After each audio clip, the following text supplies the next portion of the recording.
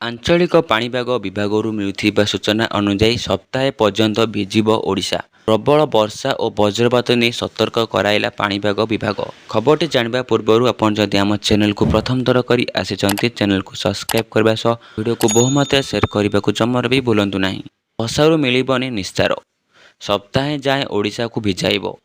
ରାଜ୍ୟର ବିଭିନ୍ନ ଜିଲ୍ଲାରେ 13 ତାରିଖ ପର୍ଯ୍ୟନ୍ତ ପ୍ରବଳରୁ ଅତି ପ୍ରବଳ ବର୍ଷା ଏବଂ ବଜ୍ରପାତ ହେବାର ସମ୍ଭାବନା ରହିଛି।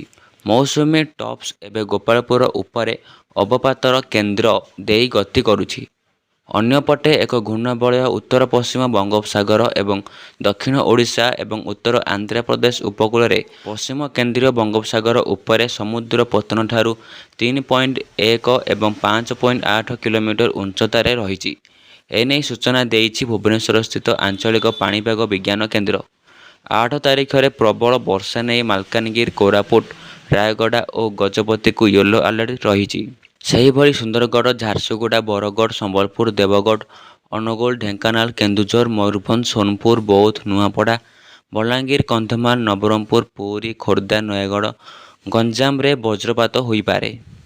ସେହିଭଳି 9 ତାରିଖରେ ବଜ୍ରପାତ ନେଇ 19 ଜିଲ୍ଲାକୁ ୟେଲୋ ଆଲର୍ଟ ରହିଥିବା ବେଳେ 10 ତାରିଖରେ ମାଲକାନଗିରି ଓ କୋରାପୁଟକୁ ପ୍ରବଳ ବର୍ଷା ନେଇ ସତର୍କ କରାଯାଇଛି।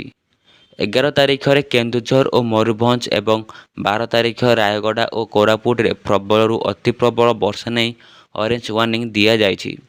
ଏହି ସମୟରେ ମତ୍ସ୍ୟଜୀବୀଙ୍କ ପାଇଁ କୌଣସି ସତର୍କ ସୂଚନା ଦିଆଯାଇନାହିଁ। ଏହିଭଳି ଲାଟେଷ୍ଟ ଖବର ପାଇଁ ଚ୍ୟାନେଲକୁ ସବସ୍କ୍ରାଇବ୍ କରିବା ପାଇଁ ଜମାରୁ ବି ଭୁଲନ୍ତୁ ନାହିଁ।